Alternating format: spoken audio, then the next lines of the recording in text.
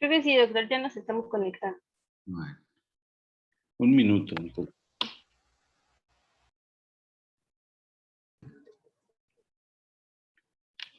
Bueno, mire, en relación a esta pregunta de cómo evolucionan las arritmias, no siempre, acuérdense que los pacientes no estudian el libro y siguen, ¿verdad? Lo que dice el libro, entonces su presentación es muy variable. Aquí yo les comentaba esto también en relación a los voltajes. Si ustedes se fijaron en mi gráfica de voltaje y supervivencia, inicia con complejos aparentemente de gran voltaje o un voltaje normal, y conforme va pasando el tiempo el voltaje va disminuyendo, ¿sí? Igualmente aquí, ¿por qué ha de hablarles yo de los complejos ventriculares prematuros? Porque ya vimos que pueden ser, ¿verdad?, el inicio de algo muy severo para nuestro paciente, ¿sí? El problema que es que no siempre el paciente llega justo cuando, ¿verdad?, o le da o inician los complejos ventriculares prematuros, o, ¿verdad?, 2 o 3 minutos antes para monitorizarlo y ver desde que inician estos complejos ventriculares prematuros. Entonces, se supone que todo puede iniciar con un complejo ventricular prematuro, con el fenómeno de R sobre T, ¿verdad?, con una actividad desencadenada, con una postdescolación temprana, ¿sí? Y de ahí inicia con una taquicardia ventricular. Después del complejo ventricular prematuro, sería una taquicardia ventricular con pulso, que si no se detecta va a evolucionar a una taquicardia ventricular sin pulso, que a su vez, ¿verdad?, si se deja evolucionar o si no llega el paciente en tiempo adecuado, va a evolucionar a una fibrilación ventricular gruesa, después a una fibrilación ventricular fina y después a sistole, ¿sí? Esa sería la lógica de la presentación de una arritmia letal, así como tal, ¿sí? Tomando en cuenta, por ejemplo, los voltajes, tomando en cuenta esto que explicábamos del fenómeno de R sobre T. La mayoría de las veces los pacientes, ¿verdad?, cuando tienen la pérdida súbita del estado de alerta, ya tienen o la taquicardia ventricular monomorfa, ¿sí?, o con pulso, pero con datos de bajo gasto cardíaco, o ya tienen la taquicardia ventricular sin pulso, o sea, ya sin gasto cardíaco, o con fibrilación ventricular, ¿sí? Aún así, aunque nosotros estamos viendo al paciente, sobre todo, bueno, inclusive aún en el escenario hospitalario, si no está monitorizado este paciente, ¿verdad?, mientras vamos por el monitor, mientras le colocamos los parches, ¿verdad?, esto ya evolucionó, y a lo mejor cuando lo estamos ya, lo tenemos ya monitorizado adecuadamente, pues ya está quizá en taquicardia ventricular polimorfa, sin pulso, entonces ya deberán iniciar maniobras de reanimación, ¿sí? Pero así sería una secuencia lógica de cómo estas arritmias se pueden presentar, ¿sí? Sí, doctor, gracias. Bien. Muy bien, pues vámonos un poquito más rápido. Bueno, y después vamos a las arritmias no letales, pero no por eso no importantes, ¿verdad? Porque en algún momento podrían evolucionar a algo muy severo, pero ya con la manifestación que nos den de datos de bajo gasto cardíaco puede ser suficiente para que nosotros, ¿verdad?, iniciemos un manejo adecuado. Entonces, o son ritmos muy lentos o son ritmos muy rápidos, ¿sí? Y eso es lo que puede provocar una disminución del flujo sanguíneo a cualquier. Entonces, la importancia es por la presentación de bajo gasto cardíaco, datos de bajo gasto cardíaco. Entonces, hacemos nuestra comparativa, todo siempre en relación a nuestro ritmo sinusal. Vamos a hablar de aquellas taquicardias auriculares o supraventriculares con pulso, ¿sí? ¿Verdad? Perdón. Entonces, hablamos de lo que es el ritmo sinusal con sus 5 características, la taquicardia supraventricular, que dependiendo, ¿verdad?, su presentación, ¿sí?, o su frecuencia, ahí vamos a poder observar no la onda P, y por lo tanto vamos a poder o no medir el PR. Lo que sí debemos recordar es de que es un QRS estrecho y que son frecuencias arriba de 160 por minuto. La fibrilación auricular, ya sabemos que es la arritmia más arrítmica, ¿verdad?, donde el RR es completamente irregular, donde hay ondas F minúsculas o de fibrilación, Y estas pueden tener o presentarse con una frecuencia lenta, una frecuencia dentro de parámetros normales o una frecuencia rápida que nos va a dar datos de bajo gasto. El flúter auricular es una arritmia rítmica, donde el RR es constante, pero vamos a tener ondas F mayúscula o lo que llaman dientes de sierra, y donde incluso podemos nosotros medir qué conducción llevan. ¿Qué es esto? ¿Cuántas ondas F mayúsculas llevan por cada complejo QRS? Se supone que esas F mayúsculas corresponderían a una onda P, y entonces hablamos de una relación 2:1, 3:1, 4:1, dependiendo cuántas ondas F mayúsculas presentes. Después tenemos la taquicardia auricular multifocal.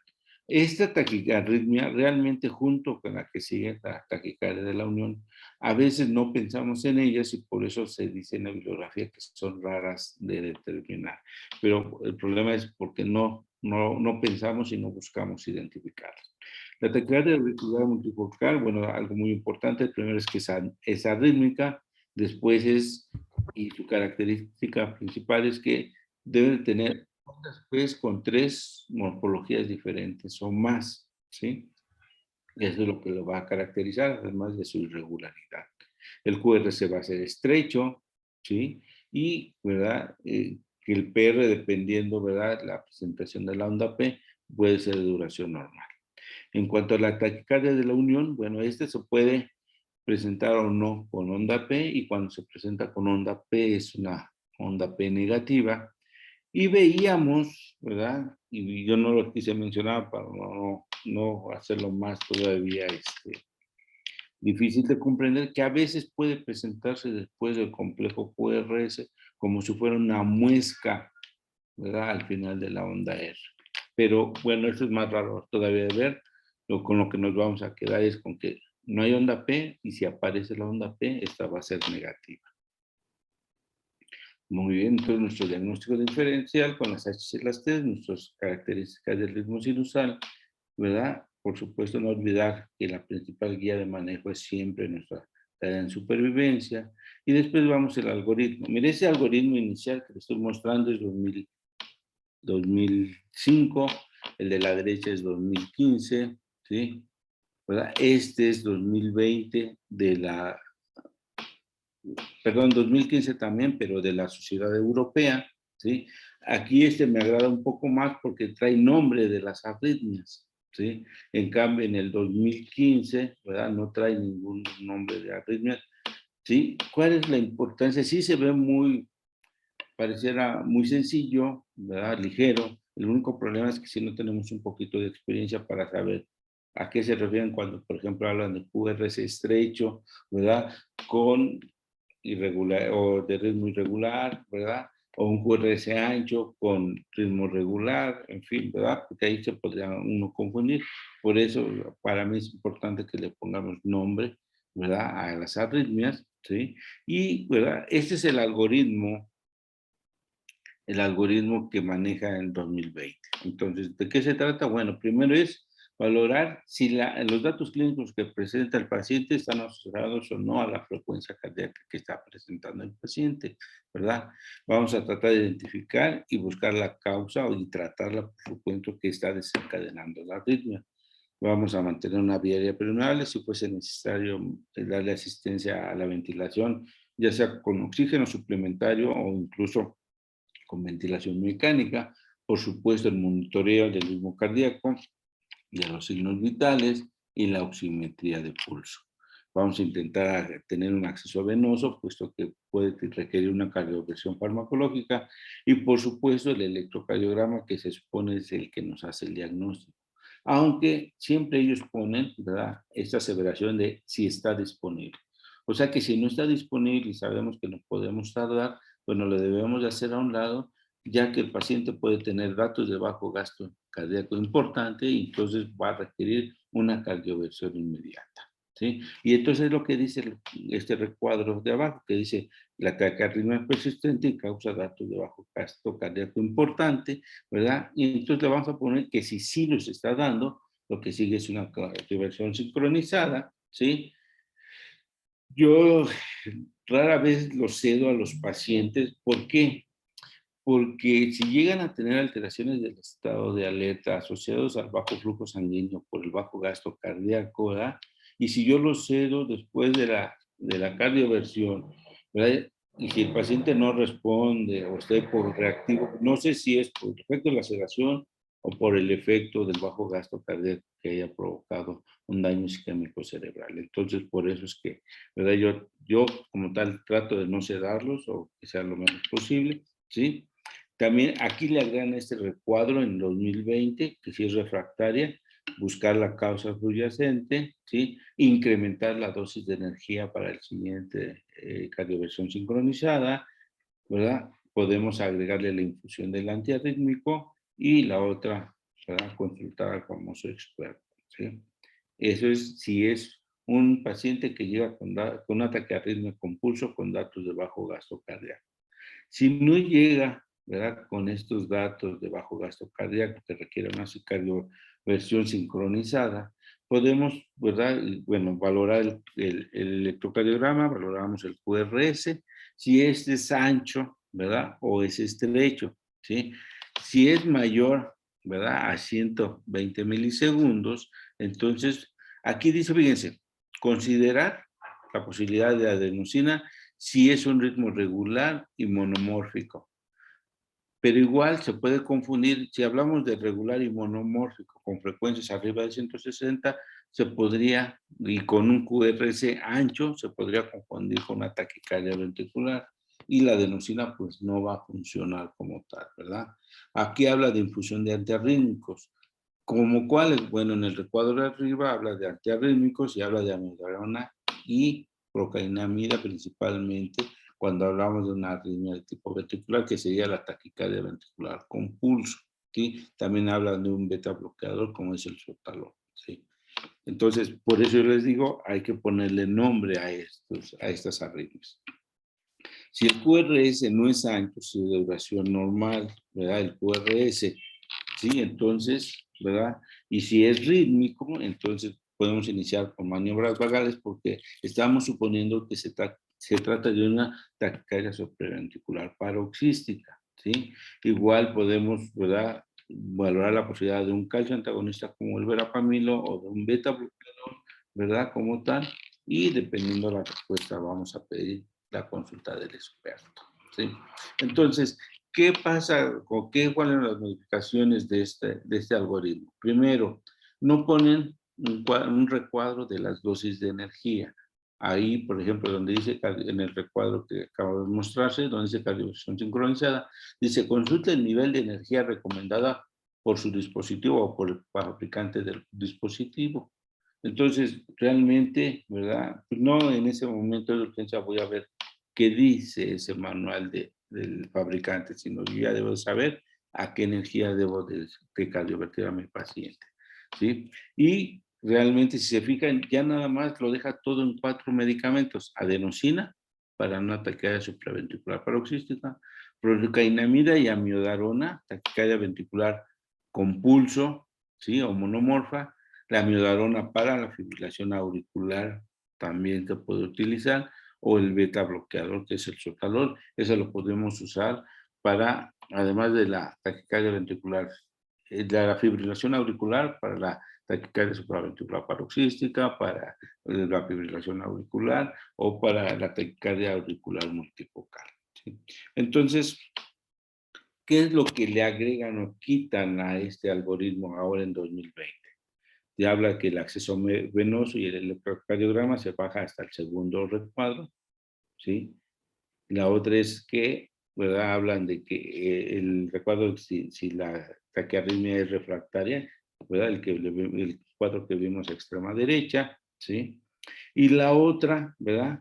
Que se ha eliminado las recomendaciones de dosis de energía según el tipo de taquiarritmia.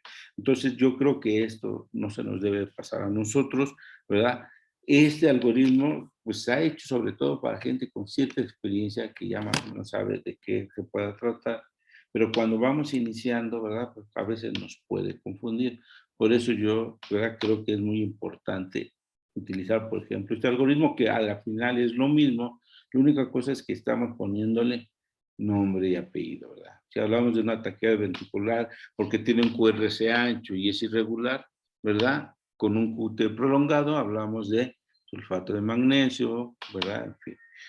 Igual podría tratarse de una fibrilación auricular con aberrancia. ¿Se acuerdan cuando dijimos que presentaban las taquicardias supraventriculares o auriculares cuando presentan aberrancias? Cuando se agrega a la taquiarritmia un bloqueo de rama completo, ya sea rama derecha o izquierda de las regiones. En este caso dicen fibrilación auricular con aberrancia, o sea, con bloqueo de rama derecha o izquierda de las regiones, pero un bloqueo completo de rama. Y ahí podríamos usar el beta bloqueador, ¿verdad? O la amiodarona de preferencia. Si es ancho irregular, posiblemente se trate de una taquicardia ventricular con pulso. Usamos la amiodarona, la procainamida, que a partir del 2015 se volvió a utilizar, o se retomó, o el beta bloqueador. Pero igual hablan, otra vez la confusión un poquito. Una taquicardia supraventricular paroxística con aberrancia, o sea, una taquicardia supraventricular paroxística con bloqueo de rama, ya sea derecha o izquierda de la GIS, un bloqueo completo, ¿verdad? Por eso tiene el QRS ensanchado. Y ahí, bueno, otra vez, adenosina, verapamilo, amiodarona. Aunque esta amiodarona realmente para este tipo de arritmias supraventriculares paroxísticas, hay referencias bibliográficas que indican que puede agravar el cuadro. Y si es estrecho y regular, bueno, pues entonces hablamos de ataque de supraventricular paroxística, hablamos de maniobras vagales, en fin. También hablamos de la posibilidad flotera auricular, hablamos del beta bloqueador o el cancio antagonista tipo diltiazem, que también lo podríamos utilizar en una taquicardia supraventricular paroxística, o si se trata de una taquicardia de la unión, igual se usa el beta bloqueador y el diltiazem. Si es irregular, bueno, ya sabemos que es una fibrilación auricular, ¿verdad? O una taquicardia auricular multifocal. Bueno, por ejemplo, el uso de beta bloqueador se puede utilizar en ambas, el uso de metadona se podría utilizar en ambas, ¿verdad? Y algo muy importante en estas que son irregulares, si se fijan, es la anticoagulación.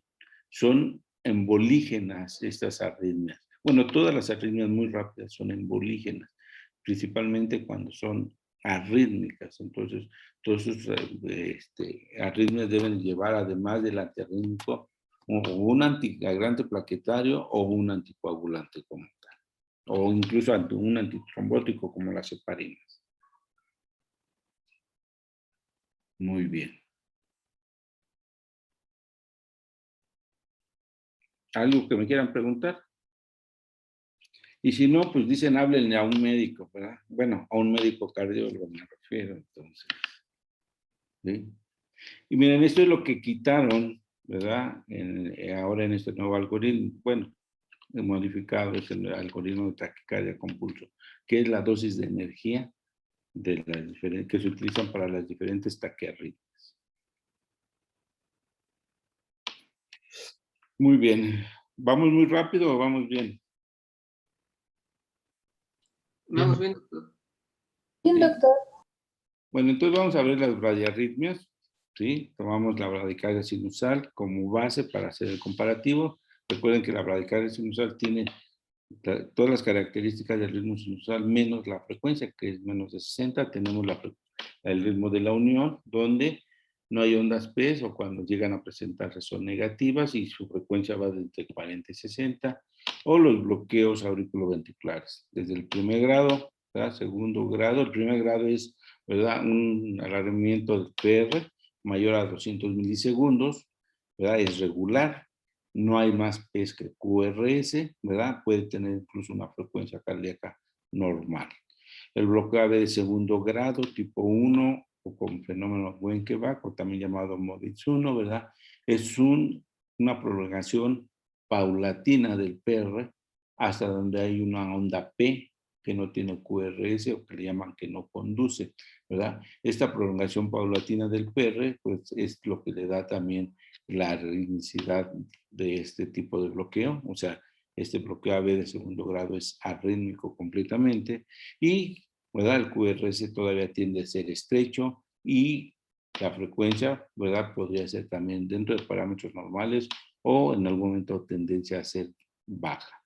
El bloqueo AB de segundo grado tipo 2 o MOVIT 2, ¿verdad?, Aquí el PRE es constante, puede ser de duración normal o quizá prolongado, pero es constante, no se prolonga. Aquí hay más ondas PES que complejos QRS y a veces hablamos, por ejemplo, en la imagen que tenemos aquí, ¿verdad? Que conducciones de 3 a 1, 3 ondas PES por un complejo QRS. También esto lo hace arrítmico. A lo mejor pueda tener un patrón que cada 3 o 4 complejos normales se pueda presentar esto, ¿verdad?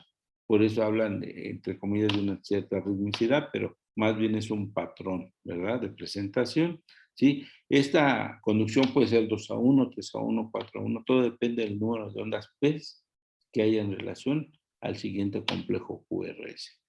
Ya tiende a ser un QRS tendencia a ser ensanchado, ¿verdad? Todavía la frecuencia en algún momento podría ser normal, pero también ya tiene la tendencia a ser disminuida, o sea, menos de 60. Y por supuesto el bloqueo AB completo de tercer grado, donde las ondas PES pueden caer antes, durante o después del complejo QRS. Por supuesto hay más ondas PES que el complejo QRS. Si midiésemos la ritmicidad dependiendo del intervalo PP o el intervalo RR, este va a ser regular, ¿sí? Y lo que medimos con la regla de los 6 segundos, porque estos bloqueos sí tienen una frecuencia lenta o menor de 60, ¿verdad? Lo que medimos es la actividad ventricular, o sea, número de complejos QRS por lo que hay en 30 cuadros, ¿verdad? Y eso por 10. Y aquí ya, por supuesto, el QRS es ensanchado. Ya comentaba de la frecuencia que sí tiende a ser disminuida. Y estos son pacientes candidatos a un marcapaso profiláctico. Muy bien. Entonces son algunas de las bradiarritmias o las bradiarritmias que podríamos darnos datos de bajo gasto cardíaco y que debemos de tener mucho cuidado, ¿sí? Muy bien. Ahora, su algoritmo. Bueno, ¿qué pasa con su algoritmo? Realmente con él también hubieron poquitas modificaciones. Igualmente el primer recuadro nos dice que chequemos si la condición clínica del paciente corresponde a la frecuencia cardíaca que está presentando, identificamos las causas, mantenemos la vía aérea permeable, ¿sí? Incluso aquí nos habla que si requiere una vía definitiva y por supuesto proporcionar oxígeno suplementario dependiendo de sus requerimientos, ¿verdad? El monitoreo tanto cardíaco como de los signos vitales y la oximetría del pulso, el acceso intravenoso y el electrocardiograma, y nuevamente nos dice si está disponible, ¿verdad? Nos dice que no demoremos el inicio del manejo. Eso es algo bien importante. Y además le agregan que debemos de considerar posibles causas o hipoxémicas o toxicológicas, o sea, algún fármaco o medicamento que habitualmente utilice el paciente o alguna droga, ¿sí? O tiene problemas de oxemia importantes, ¿verdad? Yo les puedo comentar, entre paréntesis, que las grandes bradiarritmias, ¿verdad?, que se llegan a presentar en los pacientes en terapia intensiva son por hipoxia como tal, o sea, hipoxemia que evoluciona hasta hipoxia, ¿verdad? Y que muchas veces está asociado, sobre todo si el paciente tiene vía aérea definitiva o tiene intubación orotraqueal, ¿verdad?, a que se obstruyen las cánulas por secreciones. Entonces, eso los lleva a grandes eventos de hipoxemia que evolucionan hasta hipoxia y que evolucionan en cuanto al ritmo cardíaco a arritmias severas, tanto bradiarritmia como actividad eléctrica sin pulso. Entonces, tenemos que preguntarnos si los datos clínicos, ¿verdad?, son muy severos, ¿verdad?, son persistentes. Tenemos que intentar buscar qué es lo que está pasando. Si estos datos clínicos no son severos, ¿verdad?, o no son datos de bajo gasto cardíaco, pues lo que sigue es monitorizar y observar al paciente y pedir que venga el experto a su valoración. Pero si los datos clínicos sí son datos de bajo gasto cardíaco, bueno, hablan de la atropina, ¿sí? Ahora, ¿verdad?, hablan que uno de los cambios es que regresó a la dosis habitual. ¿Cuál era la dosis habitual de la atropina en las bradiarritmias? De bolos de 1 miligramo, ¿verdad? En 2015 se bajó a 0.5 miligramos, ¿verdad? Ahora, mediante algunos estudios realizados, se ve que lo ideal es regresar a dosis de 1 miligramo, ¿sí? Y además le agregan, antes decía el algoritmo o marcapaso transcutáneo o infusión de dopamina o infusión de epinefrina, ahora le agregan el I. Entonces ahora dicen IO. ¿Qué quiere decir esto? Que si el bolo inicial de atropina no funcionó, le podemos colocar un marcapaso transcutáneo y iniciar la infusión de dopamina o de adrenalina, ¿verdad? Tratando de buscar una adecuada respuesta del paciente, ¿sí? Y dependiendo, ¿verdad? La respuesta, pues hablemosle al experto, dicen aquí, y colocar después de que se haya estabilizado el paciente un marcapaso transvenoso, pero transitorio, ¿sí? Para poderlo llevar una vez que tenga una mayor estabilidad a clínica de marcapaso y si ahí se decida si va a requerir o no un marcapaso definitivo, ¿sí? Entonces, esto es lo que dice el recuadro. Por ejemplo, habla de medicamentos calcio antagonistas como el tipo verapamil o diltiazem, beta bloqueadores, cualquier beta bloqueador, uno de sus grandes efectos secundarios es, ¿verdad?, cronotrópico negativo o disminuir la frecuencia cardíaca. Y por supuesto, todos los pacientes que todavía llegasen a utilizar digoxina. Ya casi la digoxina no está en uso, todavía hay el que la llega a utilizar, pero bueno, es un riesgo. Y más cuando se asocia, ¿verdad?, el uso de digoxina a uso de diuréticos, sobre todo diuréticos de asa, ya que esto los lleva, además de depresión de volumen, depresión de potasio. Entonces, digoxina más hipocalemia con unas bradiarritmias muy severas. Muy bien. Entonces, ¿qué cambios tuvo este algoritmo según la AJA 2020? Nuevamente ya les comento, cambia la dosis de atropina de 0.5 y regresa a 1 miligramo. La dosis de dopamina en infusión, en vez de iniciar con la dosis más baja, que es 2 microgramos kilo minuto, ¿verdad? Inician a partir de 5 microgramos kilo minuto, ¿sí? 1 microgramo kilo minuto se le llama gamma como tal, ¿verdad? Entonces hablan de 5 gamas en adelante para tener un efecto tanto inotrópico como cronotrópico positivo. Por supuesto, ¿verdad? Identificar las causas y lo que les comentaba de las causas hipóxicas y toxicológicas, ¿sí? Y lo que les comentaba de que se le agrega el I, ¿para qué? ¿Verdad? IO, para que diga que podemos utilizar el marcapaso transcutáneo, IO, dopamina en infusión, IO, adrenalina en infusión. O sea, ¿qué es esto? Que podemos tener las dos medidas, ¿verdad?, en forma simultánea, tanto el marcapaso como la dopamina o la adrenalina en infusión. Muy bien, entonces este es un marcapasos. Usamos siempre en estos marcapasos transcutáneo nuestros parches. Estos parches también nos pueden servir para en algún momento desfibrilar.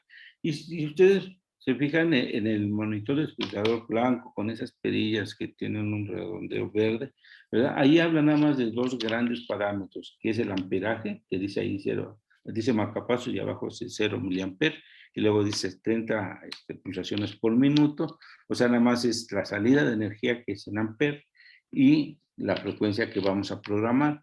El otro gran parámetro sería el tipo de uso que le vamos a dar, si es a demanda o si es fijo. Normalmente lo usamos a demanda.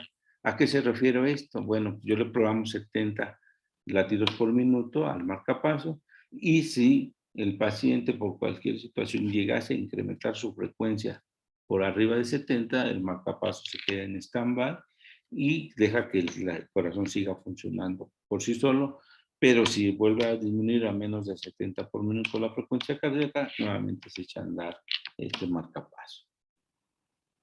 Y bueno, aquí vemos un trazado con una espiga pequeña, pero al fin espiga de marcapaso que va precediendo todos los complejos QRS, ¿sí? Eso quiere decir que está sensando y está capturando al 100%. Esta es otra forma de ver la espiga de marcapaso. Y cuando querramos ver el ritmo real del paciente, apagamos el marcapaso, tomamos un electrocardiograma, ¿verdad?, para comparar con el de su ingreso y vemos cómo va esa arritmia.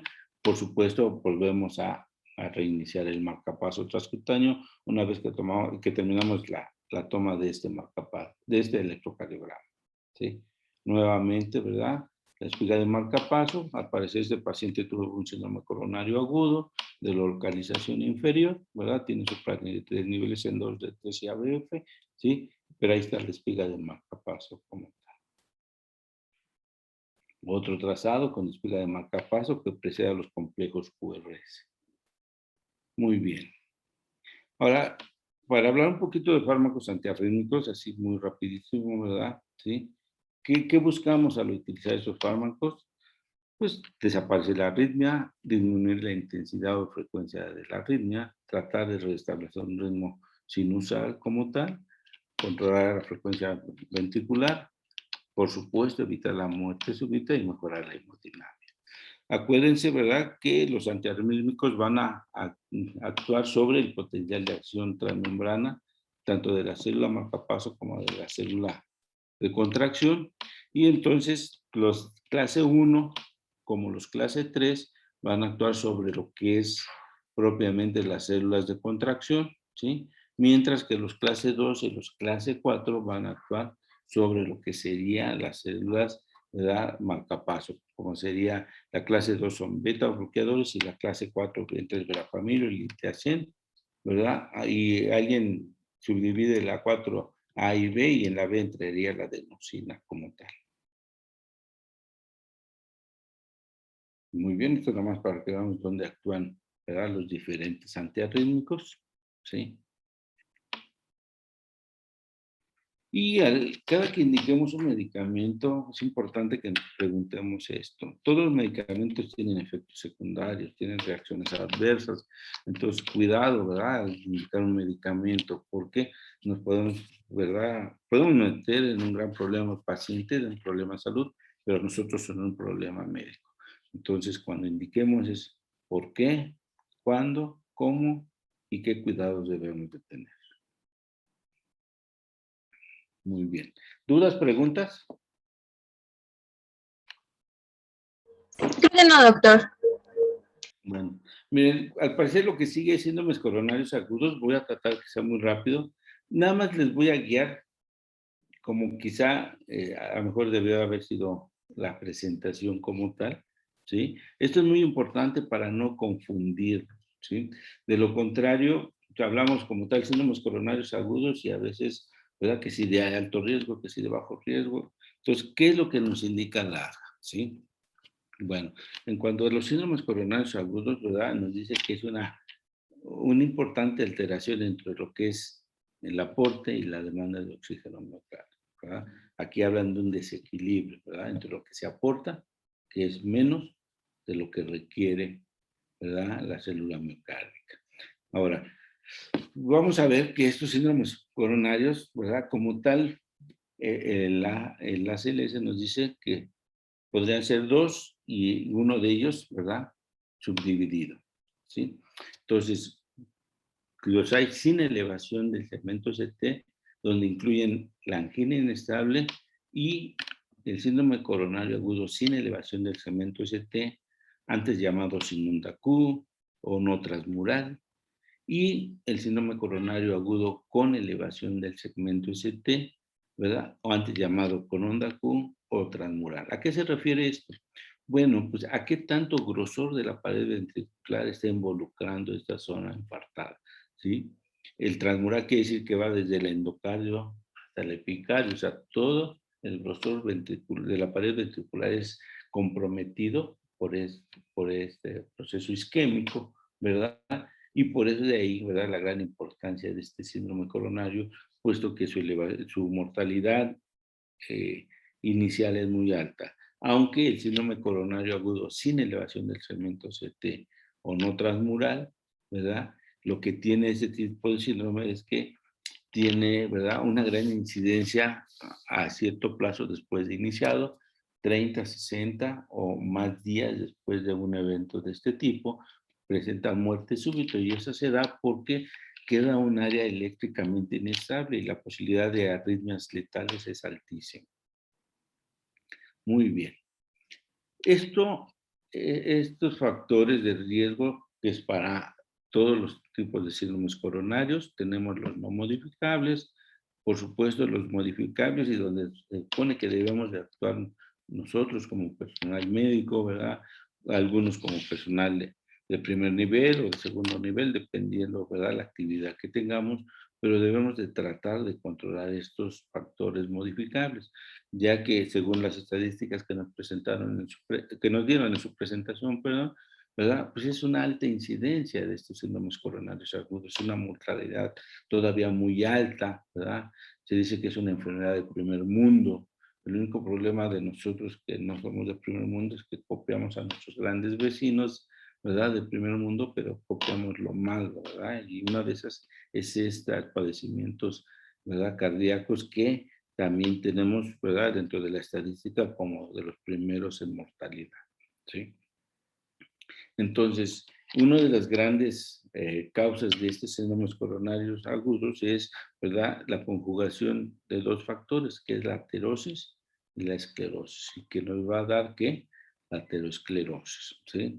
Como una de las principales causas de estos síndromes coronarios. Hay otras, por supuesto, por ejemplo, los vasoespasmos coronarios, ¿verdad?, que esto es algo que se presenta muy frecuentemente y muy asociado a los diferentes tipos de angina que se puedan presentar, pero esta aterosclerosis es una de las principales causas de estos síndromes coronarios agudos.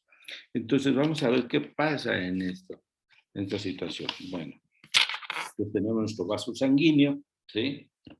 Tenemos nuestro endotelio que ya está dañado, ¿verdad? ¿Y qué pasa con ese endotelio? Bueno, pues que hay, ¿verdad?, la formación de esa famosa célula cebada, ¿sí? ¿Verdad? Y que a esa célula cebada, ¿verdad?, ¿qué se le va a agregar? Se le van a agregar, ¿verdad?, unos visitantes muy importantes que son las plaquetas, ¿verdad? ¿Sí? De posterior a esta formación de placa de ateroma viene la agregación de las plaquetas, ¿verdad? Esto alterando el flujo sanguíneo como tal, haciéndolo turbulento si es que todavía hay un espacio para que fluya la sangre, ¿verdad? O obstruyéndolo totalmente. Entonces, todo esto debemos de acordarnos, ¿verdad? Nuestra placa de ateroma, ¿sí? Llegan los grandes visitantes, que son las plaquetas. ¿Y por qué? Porque hay una sustancia que liberan las plaquetas una vez que empieza su proceso de adhesión y agregación, ¿verdad? Que es el tromboxano A2 plaquetario, que es uno de los más potentes vasoconstrictores que hay en el organismo, ¿sí? Entonces, imagínense una obstrucción mecánica por una placa de ateroma, más el efecto vasoconstrictor de este tromboxano A2 plaquetario, pues es una obstrucción prácticamente total del vaso sanguíneo, ¿sí? Entonces, este flujo sanguíneo coronario que es turbulento, que, ¿verdad?, por estas plaquetas, golpea tanto la placa que la va a romper y al romperla libera, ¿sí?, pequeños fragmentos que se van a ir a los vasos de menor calibre y son los que se van a afectar y que nos van a provocar el daño como tal. Entonces, fíjense, ¿verdad? Esta imagen donde dice que a los 40 minutos lo que está sombreado como rosa es una zona no isquémica del vaso y del tejido, y la zona isquémica, pero que puede ser viable, es toda la parte negra, ¿sí?, con un centro ya con necrosis. Entonces, esa zona isquémica es la que nosotros todavía debemos de rescatar para limitar el daño lo más posible. El gran problema es que no siempre llega a tiempo el paciente, y entre más tiempo pase, ¿verdad?, más pérdida de ese tejido viable que se pueda rescatar, hasta que no hay nada que rescatar. Entonces, por eso es muy importante determinar el inicio de los síntomas para ver qué tiempo tenemos para lograr rescatar tejido viable. ¿No? Estas son las imágenes que vienen en el libro, ¿verdad?, que hablan de la formación nuevamente de la placa, de cómo el flujo, ¿verdad?, sanguíneo se vuelve turbulento y golpea tanto la placa hasta que le provoca ruptura, ¿verdad? Y esta, ¿verdad?, es como el inicio de estos síndromes coronarios, donde se puede presentar en forma inicial o como angina inestable o con infarto sin onda. Ahorita vamos a ver las características de cada uno de ellos. Cuando, ¿verdad?, el infarto... Disculpe, es que queda un minuto, la range. Muy bien, gracias.